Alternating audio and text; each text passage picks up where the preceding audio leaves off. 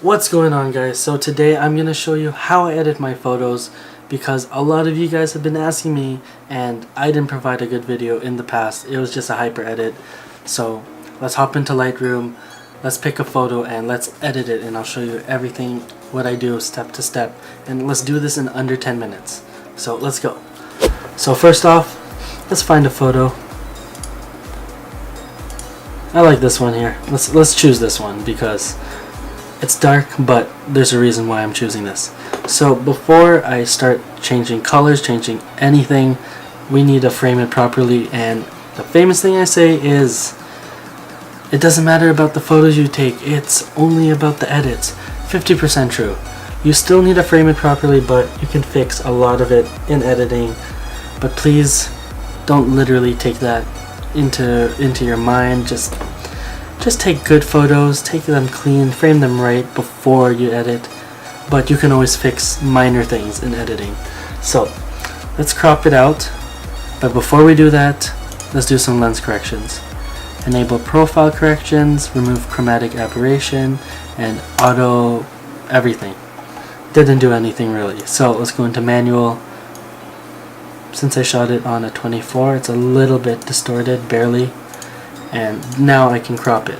So I'm gonna do a 1:1 crop, and the reasoning is because I'm gonna post this on Instagram, and if you post on Instagram you need to have a square or vertical crop to get the most detail, the most everything out of your photo.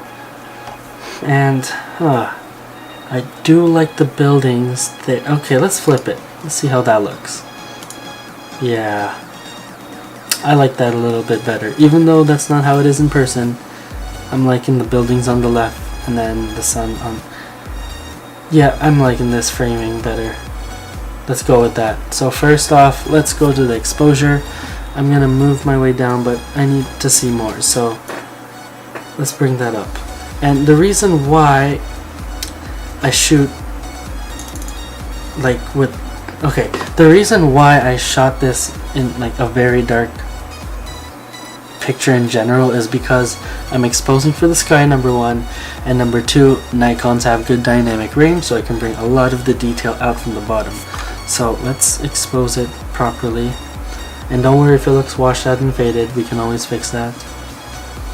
So let's bring that up, add more contrast, and then kill the highlights so we can get a lot of detail from the sky. And already we have a nice flare going on, and I'm seeing some specks, so let's get rid of that. Let's use the spot removal tool, get that out of here. That's what happens when you don't clean your lens, so remember, clean your lens. Is that looking good? Yeah, it looks clean. Let's move down. Bring my shadows up, bring the whites up a tiny bit, bring the blacks up, and she's looking faded, but it's all good, we're gonna fix that. Add some clarity for that detail, not too much or else you're getting this really fake looking photo. So just a tad bit, and let's add some vibrance, add some saturation, make that look bright, make it look alive. Now for highlights, we're gonna touch the tone curve, and I wanted more alive, so let's bring it up. If you bring it down, it looks very washed out. You have a lot more detail, but it doesn't look like how it should look. So let's bring that up a little bit, bring the lights up a little bit, so anything around there will look much brighter, much more alive. And then the darks, we're actually gonna bring those two, and darks and shadows will go down. Reason being, get some more detail going on. See that? See how the lower I bring it, the more detail, but I don't want it to look really fake, really odd. It needs to look pretty smooth, pretty clean. So let's keep it like that.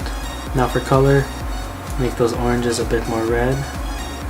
Make the orange a bit more red. Actually, sorry, the red we don't have to touch. There's not too many reds going on. Orange, let's make that more red.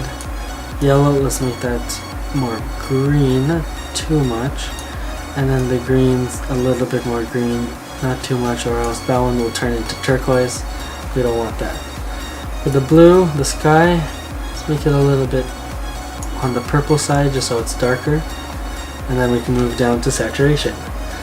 Bring that color up for the sky. The orange, bring that up. Bring the yellows up, not too much. And that's looking more like the sun, having the glow off the clouds, looking a bit more proper going there. And then make the ground a bit more green. And then for luminance, let's brighten up the sky a little bit with the yellows and the orange, so it doesn't look like that, which is just a glob of orange everywhere. I'm sorry, as much as I want to make these clouds look nice and orangey, I have to balance it out, so let's brighten up a tiny bit, brighten the yellow up a little bit as well there. Good. Skip the split toning on this one, don't need it, photo's looking good. And for Instagram, add some sharpening. For prints, maybe, but for Instagram, yes. I want to get that detail in there.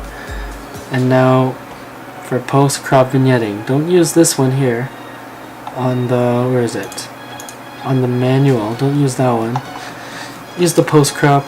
The manual one on just this part, that's the whole picture in general. So as you can tell, only the right side, because it was cropped, the right side will get the vignetting. So use post crop, so the whole thing. Just add a little bit, make the midpoint a bit more centered, no roundness, a lot of feather, and look, we have a clean vignetting, not too much going on, just enough. And that's about it, that's how I like the shot. And if you want, I didn't touch the white balance, you can make it cooler, warmer, whatever you're going for. I'm actually going to bring it down just a little bit. Just a little bit more than what I had it before, but that's looking good. And then for export settings, very basic. Whatever folder you want, mine's set up to my OneDrive. And file name, whatever you want. The only thing that really matters is the settings. So JPEG, color space sRGB, quality 100, and that's about it. Don't have to do anything else. Just export it and good to go. And let's look at that from before to after. That's intense. You get all that detail back from the shadows like it was there from the beginning. Like, look at the city. Look, you can just tell. Sorry, let's go up. Look at that. All the buildings from before, it's still there. And after, it's still there, all of it. Amazing. So this is my way of editing, this is my process, and for a non-city, this is actually half city, half urban, half landscape-ish. This is how I would edit it. Make it bright, make it vibrant, make it alive. That's what I would do. So that's the end of my tutorial. I hope you guys enjoyed, and if you did, please leave a like. Comment all your thoughts down below. I like responding to everyone. It's nice to know what you guys are thinking, and subscribe to my channel if you want to see future videos. I do vlogs now mainly. That's actually what I mainly do. I do vlogs and I do how-tos, and I'll do whatever you guys suggest. This one was suggested. I had to get it done, and let's do something different now. I want to edit your photos. I want to show you guys how I do it. Also, let's try something new. I want to get you guys to send me your photos. I want to see raw photos, and I want to see any kind of pictures. It could be urban, it could be street, it could be landscape, anything. Just make sure it's raw and send it either on my DMs or email me. I'll get it done. I'll edit it, show you guys how to do it, and give you guys feedback. Also, a quick update, I will be going up north this weekend, so be sure to check out some forestry exploring kind of vlogs. I'll be getting those done. It won't be daily vlogs, but I'll have a few vlogs from that. I'll make a video probably in the end of all the clips I get.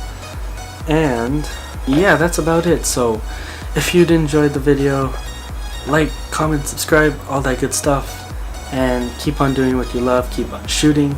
Until next time, Peace.